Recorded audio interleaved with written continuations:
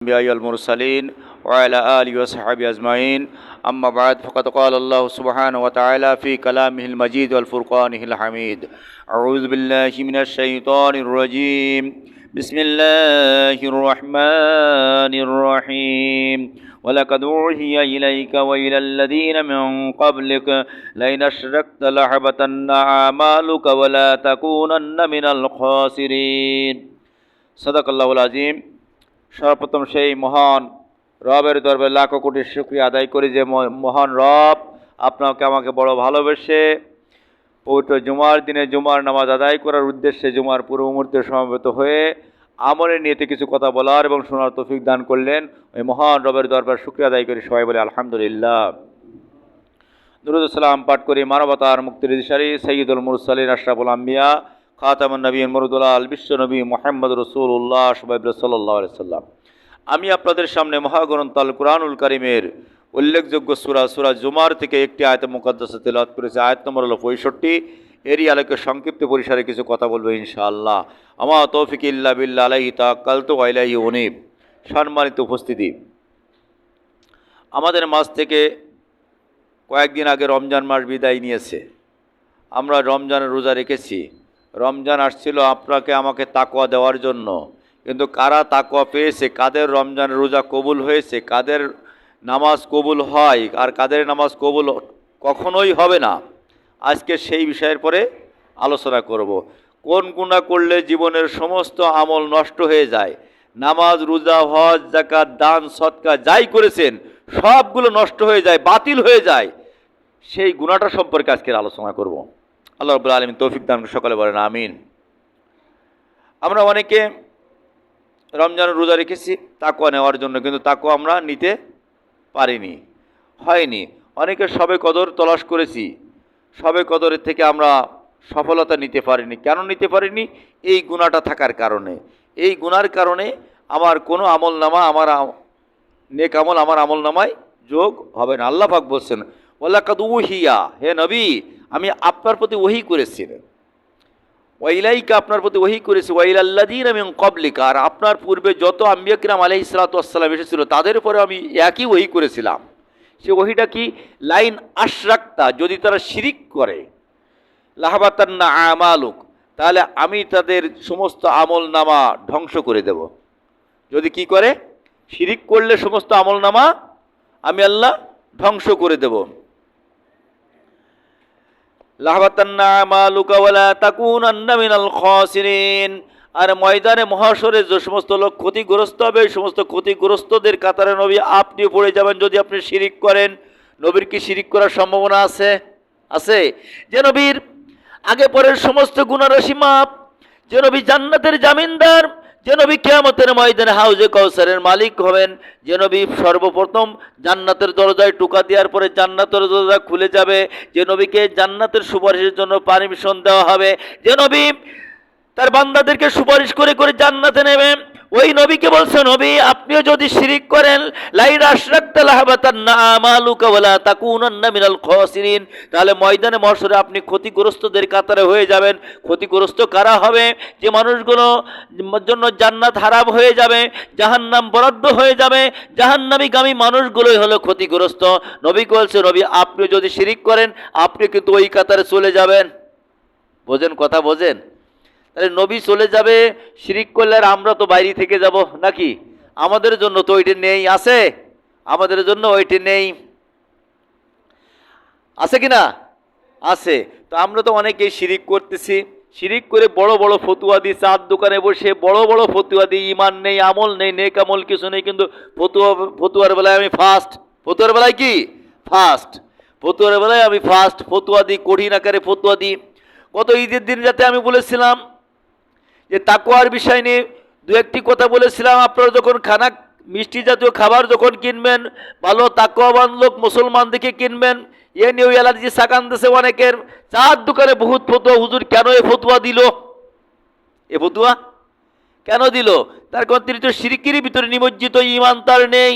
শিরিক যে করে তার ইমান থাকে না, ইমান থাকে না। আর ঈমান না থাকলে নেক আমলের কোনো মূল্য নেই। আল্লাহর নবীর কাছে প্রশ্ন করা হলো, সাআলতু রাসূলুল্লাহ সাল্লাল্লাহু আলাইহি সাল্লাম আইয়ুজ জানিবি আকবার ইনদাল্লাহ, আকবারু ইনদাল্লাহ, ক্বালা আনতাজআলু লিল্লাহি নিদা ওয়া হুয়া খলাকুকা। আল্লাহর নবীর কাছে বলা হলো, হে আল্লাহর রাসূল, আপনি বলে দেন সব থেকে বড় গুনাহ কোনটা? সব থেকে কি বড় গুনাহ কোনটা? আল্লাহর নবী বলেন সব থেকে বড় গুনাহ হলো ওইটা যে আল্লাহর সাথে কাউকে শরীক করা।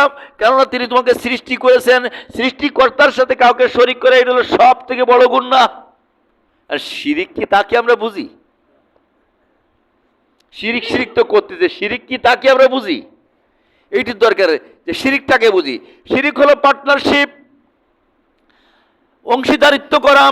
মনে করেন যে আপনার 10 লক্ষ টাকা আছে, আমার 2 লক্ষ টাকা আছে, একসঙ্গে মিলেমিশে ব্যবসা করা, আপনার থেকে কিছু নেওয়া আর আমার থেকে কিছু নেওয়া, একসঙ্গে মিলেমিশে পার্টনারশিপের ব্যবসা, এর নাম হলো শিরিক, অংশীদারিত্ব করা।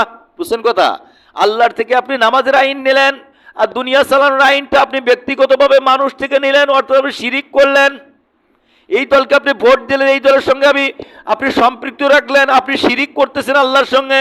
আর শিরিক যখন আপনি করতেছেন, কোরআনের আইনের পরিবর্তে মানব রচিত আইন যখন আপনি সমাজে প্রতিষ্ঠার আন্দোলন করতেছেন, তখন নামাজ নিছেন আল্লাহর থেকে, অর্থাৎ আল্লাহর থেকে 5 লাখ নিলেন, আর আপনি দিলেন মানব রচিত আইন, আপনি দিলেন 2 লাখ। আপনি কি 2 লাখ, এই 7 লাখ মিলেই ব্যবসা শুরু করেছেন, এই 7 লাখ মিলেই জীবন পরিচালনার ব্যবসা শুরু করেছেন, জীবন পরিচালিত করতেছেন এই 7 লাখ নিয়ে। বুঝছেন কথা?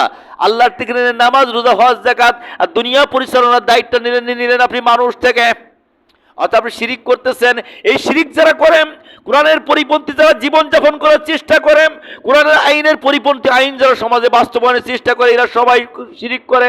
আর এই শিরিক যারা করে, এদের নামাজ, রোজা, হজ, যাকাত, তাসবিহ, তাহলিল কোনো কিছু আল্লাহর দরবারে কবুল হবে না। এই পৃথিবীর জমিনে যদি কোনো মানুষ জিনা করে আবার নামাজ পড়ে, ওর আমল নামায় জিনার গুনাহ লেখা হবে, নামাজের সওয়াব লেখা হবে। যদি কোনো মানুষ মিথ্যা কথা বলে আর নামাজ পড়ে, মিথ্যা কথার গুনাহ লেখা হবে, আর তার আমল নামায় সাথে সাথে নামাজের সওয়াবও লেখা হবে। যদি কোনো মানুষ চুরি করে, তার আমল নামায় চুরির গুনাহ লেখা হবে, আবার যদি নামাজ পড়ে নামাজের সওয়াব লেখা হবে। শুধুমাত্র একটি গুনাহ, যে যদি কোনো বান্দা শিরিক করে, তার আমল নামা থেকে সমস্ত নেক আমলগুলো আল্লাহ রাব্বুল আলামিন ধুয়ে মুছে সাফ করে দেয়। ওয়ালা তাকুনান্না মিনাল খাসিরিন, আর ময়দানে মহাশরে ক্ষতিগ্রস্ত মানুষদের কাতারে তারা পড়ে যায়। বুঝেন কথা? যদি শিরিক করে, শিরিক যারা করেন এদের জন্য জান্নাত হারাম। তাই আপনি যত তাহাজ্জুদ গুজারি হন না কেন, যদি কোরআনের আইন আপনি না চান, কোরআনের আইন যদি কোরআনের আইন দিয়ে সমাজ পরিচালিত হোক, এটি যদি আপনি না চান, যদি কোরআনের সমাজ ব্যবস্থা আপনি না চান, কোরআনের পারিবারিক ব্যবস্থা যদি আপনি না চান, কোরআনের অর্থনৈতিক ব্যবস্থা যদি আপনি না চান, আপনি যত বড় তাহাজ্জুদ গুজারি হন না কেন, আপনি জাহান্নামী। বলেছেন কে? আল্লাহ বলছেন, আল্লাহ বলছেন ওয়ালা ওয়াশরাকু লাহাবিতানহুম মা কানু ইয়ামালুন।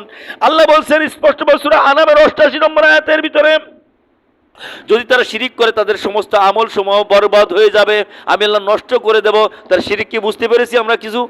শিরিক কিছু বুঝতে পেরেছি কিনা? আল্লাহ বলছেন জিনাকারী পুরুষ হোক নারী হোক, তাকে পাথরে মেরে হত্যা করে বলো শেষ করে ফেলো। ওয়াজানিয়াতু ওয়াজানি ফাজলিদু কুল্লা ওয়াহিদিম মিয়াতা জালদা। জিনাকারী নারী হোক পুরুষ হোক, তাকে হত্যা করো, পাথর মেরে শেষ করো, 100 ডুররা মারো। কিন্তু আমাদের দেশে প্রচলিত আইন আছে, মানব রচিত আইন আছে, বিয়ে পড়াই দাও। আইন শোনেননি? এই মেম্বার সাহেব আছেন, মেম্বার সাহেব যখন দায়িত্ব ছিল অনেকগুলো এরকম করতে হয়েছে কিনা? করতে হয়েছে, বিয়ে পড়াই দাও। এই বিয়ে পড়া নিয়ে আইন যারা সমাজে পরিচালিত করে, জিনার পরিবর্তে, জিনার বিচারের পরিবর্তে, কোরআনের আইনের পরিবর্তে মানব রচিত আইন যারা প্রতিষ্ঠা করতে চায়, এদের যারা সমর্থন করে, এদের কারোর ঈমান নেই। এরা শিরিক করে আল্লাহর সঙ্গে। এরা কি শিরিক করে? আল্লাহর সঙ্গে শিরিক করে। আর ঈমান বাদে কি জান্নাতে যাওয়া যাবে? ইন্নাল্লাযীনা আমানু ওয়া আমিলুস সালিহাতি লাহুম জান্নাতুন তাজরি মিন তাহতিহাল আনহার। নিশ্চয় যারা ঈমান আনয়ন করে আর আমলে সালেহ করে, এদেরকে আমি আল্লাহ জান্নাত রেডি করে রেখেছি এদের জন্য। আল্লাহ বলছেন ঈমান আনয়ন করে, নির্ভেজাল ঈমান আনয়ন করে আর নেক আমল করে, এরাই হলো সফল কাম, এরাই হলো মুমিন। কদ আফলাল মুমিনুন। এদের জন্য আমি আল্লাহ জান্নাত দিয়ে দিয়েছি, এরা সফলতা লাভ করে ফেলেছে। কি সফলতা লাভ করে ফেলেছে? এই জন্য আপনাকে আমাকে ফিরে আসতে হবে। যদি আমরা ফিরে আসতে পারি, ফিরে আসতে না পারি তবে কিন্তু হবে না। আর এই শিরিককারীর গুনাহ কিন্তু কখনো মাফ হবে না যদি তওবা স্বেচ্ছায় তওবা না করে। তওবা না করলে মাফ হবে না। আল্লাহ রাব্বুল আলামিন সূরা নিসার 48 নম্বর আয়াতে ভিতরে বলছেন, ইন্নাল্লাহা লা ইয়াগফিরু আন ইউশরিকা বিহি ওয়া ইয়াগফিরু মা দুনা যালিকা লিমান ইয়াশাউ ওয়া মান ইউশরিক বিল্লাহি ফাকাদ ইফতাদা ইসমান আযীমা। আল্লাহ বলছেন স্পষ্ট, নিশ্চয় তাকে ক্ষমা করেন না যে লোকগুলো তার সাথে কাউকে শরীক করে। আমরা আল্লাহরে বলি কি জানেন, আল্লাহ তুমি যে রোজা দিছো, রোজা খুব ভালো লাগে আল্লাহ, এর থেকে তাকওয়া দেবে, জান্নাত হবে আল্লাহ। তোমার নামাজটা খুব ভালো লাগে, তোমার রোজাটা খুব ভালো লাগে আল্লাহ। তোমার পারিবারিক ব্যবস্থাটা ভালো লাগে না, তোমার পারিবারিক ব্যবস্থা যদি মানতে যায় আল্লাহ, তাহলে তো তুমি তো বলছো ওয়াকারনা ফি বুয়ুতিকুন্না ওয়ালা তাবাররাজনা তাবাররুজাল জাহিলিয়াতুল উলা, বেপরদায় নারীদেরকে চলানো যাবে না আল্লাহ। আমি তো মেয়ে নিয়ে বেপরদা অবস্থায় বউ নিয়ে তো মার্কেট করতে যেতে পারবো না আল্লাহ। আমার মেয়েকে তো কুরআন সুন্নাহ কিনে দিয়ে আমি হাই স্কুলে পড়াতে পারবো না আল্লাহ। এইটা আমার ভালো লাগে না আল্লাহ। তোমার সব ভালো লাগে আল্লাহ। তোমার অর্থনৈতিক ব্যবস্থা, ইসলামী অর্থনৈতিক ব্যবস্থা যদি আমি মানতে যাই আল্লাহ, আমি তো জমি বই রাখতে পারবো না আল্লাহ, আমি তো সুদী ব্যাংকে লেনদেন করতে পারবো না আল্লাহ। এইটুকু আমি মানতেছি আল্লাহ, এইটুকু যদি মানতে যাই আল্লাহ, আমি তো চাকরি করি আল্লাহ, আমি তো মাস্টারি করি, শিক্ষকতা করি আল্লাহ, আমার তো রূপালী ব্যাংকে অ্যাকাউন্ট আছে আল্লাহ। আমি যদি তোমার ইসলামিক ব্যবস্থা এইটুক মানতে যাই, অর্থনৈতিক ব্যবস্থা মানতে যাই, তাহলে তো আমি ব্যাংক থেকে হাউস লোন তুলতে পারবো না। হাউস লোন না তুলতে পারলে তো আল্লাহ আমি তো 3 তলা বাড়ি করতে পারবো না, আমি তো বাড়িতে টাইলস বসাতে পারবো না আল্লাহ, আমি তো এসি বসাতে পারবো না আল্লাহ। সব তোমার মানি, আমি আলেম মানুষ, কিন্তু এইটুক মানিনি। ইমান কি আছে? ইমান আছে? ইমান নেই, ইমান নেই, ইমান হাওয়া। যারা চাকরিজীবী মৌলানা মানুষ, ব্যাংকের থেকে সিসি লোন তুলে নিয়ে বিল্ডিং করে, বাড়ি করে, বড় অট্টালিকা করে, বাড়িতে এসি লাগায়, বাড়িতে টাইলস লাগায়, এদের ইমান নেই, এদের ইমান নেই। তার কারণ তারা ইসলামী সমাজ ব্যবস্থা, ইসলামী অর্থনীতি ব্যবস্থা মানে না। সুদ খেলে কি ইমান থাকে? এই সুদ করলো কি ইমানদার রোজা রেখেছ না? ইমান কি আছে? ইমান আছে? আল্লাহ রাব্বুল আলামিন বলছেন, ইয়া আইয়ুহাল্লাযীনা আমানুত্তাকুল্লাহ ওয়া জারু মা বাকিয়া মিনার রিবা ইন কুনতুম মুমিনিন ফাইল্লাম তাফালু ফাজানু বিহারবিম মিনাল্লাহি ওয়া রাসূলি। আল্লাহ বলেন, হে ঈমানদারগণ, তোমরা আল্লাহকে ভয় করো, আসল অংশ গ্রহণ করো, সুদের অংশ ত্যাগ করো যদি তোমরা মুমিন হতে চাও। আর যদি না পারো, ফাইল্লাম তাফালু, যদি না পারো, তাহলে তোমরা আল্লাহ এবং ফাজানু বিহারবিম মিনাল্লাহি ওয়া রাসূলি, আল্লাহ এবং তার রাসূলের সঙ্গে যুদ্ধ করার জন্য প্রস্তুতি নাও। আল্লাহ এবং তার রাসূলের সঙ্গে যুদ্ধ করলে কি ঈমান থাকে? আল্লাহ এবং তার রাসূলের সঙ্গে যুদ্ধ করেছিল আবু জেহেল, উতবা, সাইবা, মুগীরার গোষ্ঠী, পৃথিবীর ইতিহাসে যারা কাফের নামে পরিচিত। আর আপনি মুসলমানের করে জন্মগ্রহণ করে 30টি রোজা রাখেন আর সুদি কারবার করেন। সুদি কারবার করে মনে হয় তাকওয়া অর্জন করি, আপনি মনে করেন যে আমি জান্নাত পাইয়ে গেছি। আমার আল্লাহ জান্নাত না দিলে দেবে কারে? 87 রমজানে তো 700 লোক খাই দিয়েছি ইফতারিতে, আমার আল্লাহ জান্নাত দেবে না তো দেবে কারে? জান্নাত কি সোজা? আপনি তো আল্লাহর সঙ্গে যুদ্ধ ঘোষণা করেছেন, আল্লাহর সঙ্গে কি যুদ্ধ ঘোষণা করেছেন? তো আল্লাহর সঙ্গে যুদ্ধ ঘোষণা করলে কি ইমানদার থাকা যাবে? আল্লাহুল বাইয়া ওয়া হারামার রিবা, ব্যবসা হালাল আর সুদ হারাম। কিন্তু ওই ব্যবসা হালাল না যে ব্যবসা সিন্ডিকেট করে করা হয়। পেট্রোলের দাম বাড়েনি, 30 টাকা কিনে আনে 35 টাকা বেচুক, 200 টাকা লিটার বেচতেছে। কত? 200 টাকা লিটার, 160 টাকা লিটার, 170 টাকা লিটার। 30 টাকা কিনেছো, দাম দিয়ে 35 টাকায় বেচো, মানানসই আছে কিনা? কিন্তু 200 টাকা বেচে সিন্ডিকেট করে কি মানানসই আছে নাকি? এই ব্যবসা হারাম না, এই ব্যবসা হালাল না, এই ব্যবসা হলো হারাম, 100% হারাম, 100% হারাম।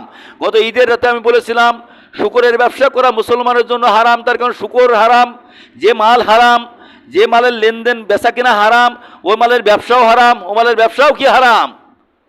ব্যবসা কি হারাম কিনা? হারাম। তাহলে হারাম মালের ব্যবসা করে কি তাকওয়া অর্জন করা যাবে? জান্নাত পাওয়া যাবে? জান্নাত পাওয়া যাবে না। এই হারাম মালের ব্যবসা করেন, হারাম রাজনীতি করেন, কোরআন বিরোধী রাজনীতি করে, ইরাই ফতোয়া দেন।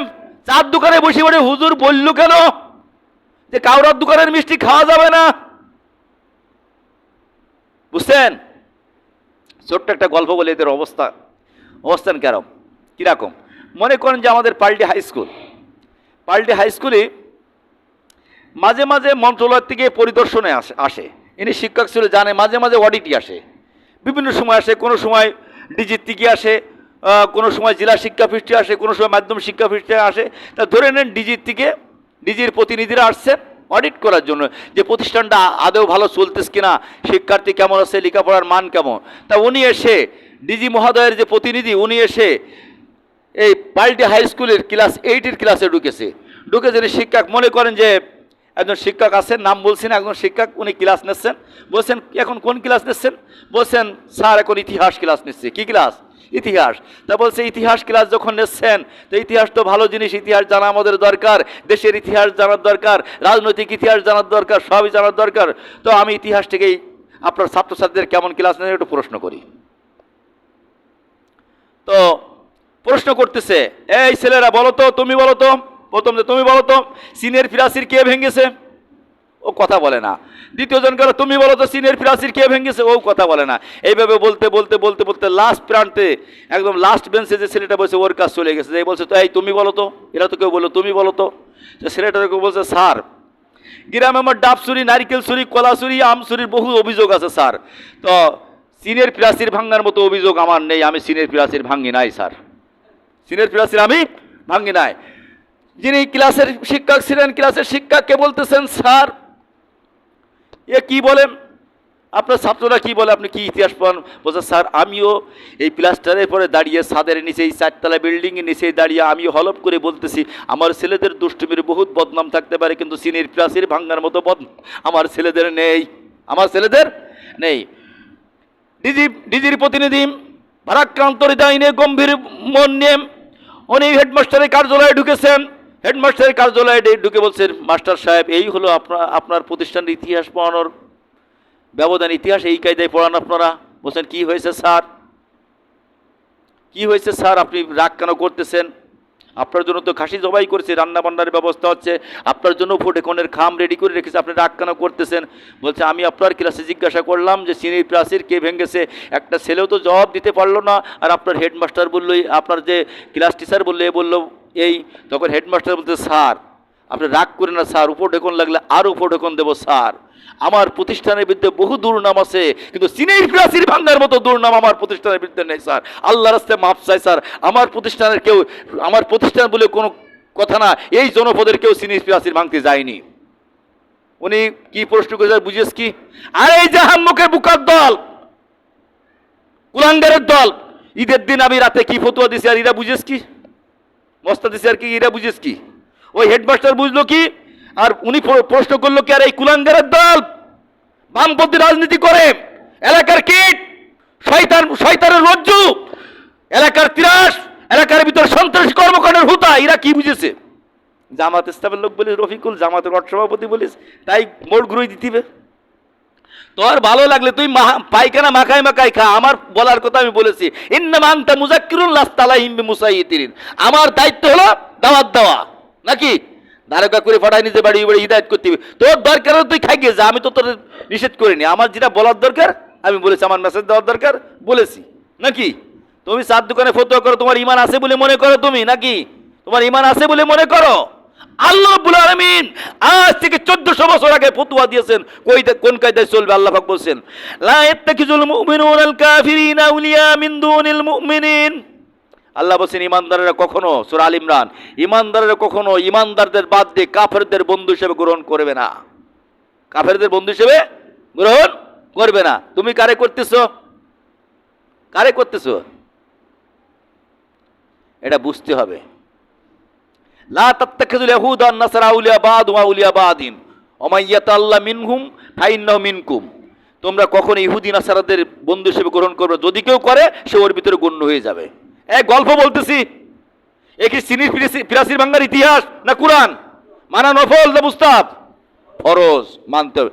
মানবেন না আপনার কপালে আপনি আগুন ধরাবেন, তা আমার সমস্যা কি? আমার সমস্যা, আমার দায়িত্ব হলো দাওয়াত দেওয়া, আমার দায়িত্ব হলো কি দাওয়াত দেওয়া। তা যে কথা বলছিলাম, এই জন্য এই গুনাহটাই এত বড় জঘন্যতম গুনাহ, এত অন্যতম গুনাহ এই গুনাহটা, এই শিরিক। এটা সম্পর্কে হযরত লুকমান আলাইহিস সালাতু ওয়াস সালাম, উনি কিন্তু নবী না, লুকমান কি নবী না, একজন মনীষী। উনি ওনার ছেলেকে দাওয়াত দিচ্ছেন, দাওয়াতের কথা আল্লাহ পাকের কাছে খুব ভালো লেগেছে, লাগার পরে আল্লাহ রাব্বুল আলামিন সূরা লুকমানের 13 নম্বর আয়াতের ভিতরে কথাটা নিয়ে আসছেন। লুকমান তার ছেলেকে দাওয়াত দিচ্ছে, ইয়া বুনাইয়া লা তুশরিক বিল্লাহ ইন্নাশ শিরকা লাযুলমুন আযীম। ও আমার প্রিয় পুত্র, আমার আদরের কলিজার টুকরা, কলিজার মানিক, তুমি শোনো, তুমি আল্লাহর কাছে শিরিক, আল্লাহর সাথে কাউকে শিরিক করো না, কারণ এটা হলো মস্ত বড় জুলুম, মস্ত বড় জুলুম। আল্লাহ বলছে আলা লাহুল খালকু ওয়াল আমর, সাবধান, সৃষ্টি যার, আইন চলবে তার। আর আপনি সৃষ্টির সেরা সেরা মানুষ হয়ে, আশরাফুল মাখলুকাত হয়ে আপনার তৈরি আইন আপনি সমাজে প্রতিষ্ঠার আন্দোলন করতেছেন। এটা হলো মস্ত বড় কি জুলুম, মস্ত বড় জুলুম। এই জন্য আপনাকে আমাকে ফিরে আসতে হবে, এই শিরিকের পর থেকে ফিরে আসতে হবে। যদি ফিরে আমরা না আসতে পারি তাহলে কিন্তু হবে না, তাহলে কিন্তু মুক্তি পাওয়া যাবে না। আন্দোলন করে, বিরোধী দলের বিরুদ্ধে আন্দোলন করে, ভোট ইঞ্জিনিয়ারিং করে জান্নাত পাওয়া যাবে না। জান্নাত পেতে হবে কোরআন মেনে, জান্নাত পেতে হবে কি কোরআন মেনে। ভোট ইঞ্জিনিয়ারিং করে, বিরোধী দলে পরে অস্ত্র ধরে, অস্ত্র ঠেকিয়ে, 5টা হুন্ডা 10টা গুন্ডা নির্বাচন ঠান্ডা করে ক্ষমতায় ঠিকে থাকা যাবে, জান্নাত পাওয়া যাবে না, জান্নাত পাওয়া যাবে না। আমরা কি চাই? জান্নাত চাই। আল্লাহ কবুল করেন, সকালে বলেন আমিন। তো জান্নাতে যেতে গেলে আল্লাহ প্রদত্ত বিধান, রসুল প্রদর্শিত আদর্শ, মহাগ্রন্থ আল কুরআনুল কারীম আপনাকে আমাকে মানতে হবে, আপনাকে আমাকে মানতে হবে। ক্ষমতার বলে বিরোধী দলের পরে অস্ত্র ধরতে পারো, ক্ষমতার বলে বিরোধী দলের কাছ থেকে চাঁদা নিতে পারো, কিন্তু জান্নাত নিতে পারবা না। পারবা? ফেরেশতাদের কাছে কি অস্ত্র ধরে অস্ত্রের কোনো ঠাঁই আছে? মরিয়াকে নেও, কবরে ঢোকো, তারপর দেখো পাতলা পাতলা বাড়ি গিরি কারণ কোন কেদে ছাড়াই ফেলে। 10 কেজি চাইলে 8 কেজি বানাচ্ছাও, তোমারও 120 কেজি বডি ওজনের বডি, পাতলা পাতলা বাড়ি কীভাবে 60 কেজি ফেরেশতারা বানাই ফেলে। মরিয়াকে নেও, মরিয়াকে নেও, দেখো কি অবস্থা। 84টি কাঠ 8টা বিতরণ করলাম, 10টা বিতরণ করলাম, বাকিগুলো পাঞ্জাবি কিনলাম। পাঞ্জাবি কায়দা মতো পড়াবে নেও, কবরে ঢুকে নাও, তারপর দেখেন কি অবস্থা হয়। কবরে ঢুকে নাও। আল্লাহ রাব্বুল আলামিন বলছেন, আল্লাহর হাবিব বলছেন, নিশ্চয় যারা মানুষের পরে জুলুম করে আল্লাহ রাব্বুল আলামিন কিয়ামতের ময়দান তাদের বিরুদ্ধে মামলা করবেন। কোরআনে আছে, কোরআনে সূরা সূরা আয়াত নম্বর 42। কত বললাম? আয়াত নম্বর 42। আল্লাহ বলছে, ইন্নামাস সাবিলু আলাল্লাযীনা ইয়াজলিমুনা আন-নাস ওয়া ইয়াবগুনা ফিল আরদি বিগায়রিল হক উলাইকা লাহুম আযাবুন আলীম। আল্লাহ বলছে, নিশ্চয় যারা মানুষের পরে জুলুম করে। গভর্নমেন্ট চাউল দিতেছে গরিবের 10 কেজি, আপনি দিলেন 8 কেজি, এ জুলুম হয়নি তো? জুলুম হইস কি? এর নাম কি জুলুম? জুলুম হইস কি? গভর্নমেন্ট কার্ড দিতেছে মনে করেন 100টা, 60টি বন্টন করলেন, 40টি পাঞ্জাবি করলে কিনলেন, এ তো জুলুম হয়নি। এ কি জুলুম হইস? এর নাম কি জুলুম? যার প্রাপ্য তার কাছে পৌঁছায় না দেওয়াটাই জুলুম। আল্লাহ বলছেন, ইন্নামাস সাবিলু আলাল্লাযীনা ইয়াজলিমুনা আন-নাস, কিয়ামতের ময়দানে যদি তুমি মানুষের উপরে জুলুম করো, তাহলে আমি আল্লাহ তোমার বিরুদ্ধে মামলা দায়ের করব। আল্লাহর মামলায় জামিন হবে তো? উকিল পাওয়া যাবে? ব্যারিস্টার পাওয়া যাবে? আমার অনেকগুলো মামলা ছিল, 2 ডজনেরও বেশি, 2 ডজনের বেশি, 2 ডজন 2টো 26টি। তো থাকার পরে সব মামলাতে জামিন ছিলাম, তাহলে উকিল পাইছি। কিয়ামতের ময়দানে ছোট্ট একটা মামলা দিয়ে আল্লাহর আদালতে আল্লাহ নিজে বাদে জামিন পাওয়া যাবে? উকিল পাওয়া যাবে? মানজাল্লাযী ইয়াশফাউ ইনদাহু, কার কোন শর্ত আছে যে আমার অনুমতি বাদে আমার সঙ্গে কথা বলবে? আল্লাহ বলছে। কে বলছে? আল্লাহ বলছে। তাহলে আল্লাহর সামনে কথা বলার সুযোগ নেই। তো আল্লাহর আদালতে যদি মামলা হয়, আর ওই মামলায় জামিন না হলে কোথায় থাকা লাগে বলেন তো? কোথায় থাকা লাগে? জেলখানায় থাকা লাগে। দুনিয়ার মামলায় জামিন না হলে দুনিয়ার জেলখানায় থাকা লাগে। আর আল্লাহর আদালতে আল্লাহর মামলায় যদি জামিন নাই, কোন জেলখানায় থাকা লাগবে? ওর নাম কি? জাহান্নাম। তা আমরা জাহান্নাম থেকে কি চাই? পরিত্রাণ চাই। আল্লাহ মাফ করে দিই, সকালে বলেন আমিন। এই জন্য আপনাকে আমি ফিরে আসতে হবে আল্লাহ প্রদত্ত রসুল প্রদর্শিত পথে, আল্লাহ প্রদত্ত রসুল প্রদর্শিত পথে, কোরআনের পথে। শিরিক থেকে দূরে থাকতে হবে, সকল প্রকার গুনার কাছ থেকে চেষ্টা করতে হবে, আর আল্লাহর কাছে দোয়া করতে হবে, আল্লাহ আমি তো পারতেস না, নফস তো শুনতেস না, আল্লাহ তোমাকে ফেরার তৌফিক দান করো। পারবো তো ইনশাল্লাহ? চোখের পানি ছেড়ে আল্লাহর কাছে কাঁদেন, আল্লাহ আমার মতো গুনাহগার আল্লাহ আকাশে নিচে জমির উপর আর কেউ নেই, আল্লাহ দয়া করে মায়া করে তুমি আমাদের জিন্দিগির গুনাহ খাতাগুলি মাফ করে দাও, আমাদের পিতামাতার জিন্দিগির গুনাহ খাতাগুলি মাফ করে দাও, আমাদের আহলে বাইত যারা জীবিত আছে, যারা চলে গেছে তাদের গুনাহ খাতাগুলি মাফ করে দাও। যদি এইভাবে আপনি দোয়া করতে থাকেন, আল্লাহ রাব্বুল আলামিনের হাবিব বলছেন, যদি বান্দার চোখ থেকে এক ফোঁটা পানি পড়ে যায়, আল্লাহ রাব্বুল আলামিন ওই পানিটাকে কিয়ামত পর্যন্ত তিল তিল করে বড় করতে থাকে, বৃদ্ধি করতে থাকে, এবং কিয়ামতের ময়দানে বান্দা যদি গুনাহগার হয়ে যায়, গুনার কারণে জাহান্নামের দিকে চলে যায়, আল্লাহ রাব্বুল আলামিন ওই পানিটাকে জাহান্নামের আগুনের দিকে ছিটে দেয়, ছিটে দেওয়ার সঙ্গে সঙ্গে জাহান্নামের আগুন লিভে যায়, ওই বান্দাকে আল্লাহ আর জাহান্নামে দেয় না। এই জন্য চোখের পানিটা হলো আমাদের মূল পুঁজি। কিন্তু চোখের পানি তো আমরা সাল্টে চাই না, আমরা সাল্টে চাই হাসি। সাল্টে চাই কি? হাসি। আমরা শুধু হাসতে জানি, কাঁদতে জানি না। আল্লাহর কাছে গুনার কথা স্মরণ করে আমরা কাঁদি। যদি কাঁদতে পারি তবেই আল্লাহ রাব্বুল আলামিন জিন্দেগির গুনাহ খাতাগুলো মাফ করে দেবেন। আল্লাহ পাক জিন্দেগির গুনাহ খাতাগুলো মাফ করে দেবেন। সকলে বলেন আমিন। যে কথাগুলো বললাম, আল্লাহ রাব্বুল আলামিন আমি সহ আমাদের সকলের বাস্তব জীবনে আমল করার তৌফিক দান করে সকলে বলেন আমিন। আমা তৌফিক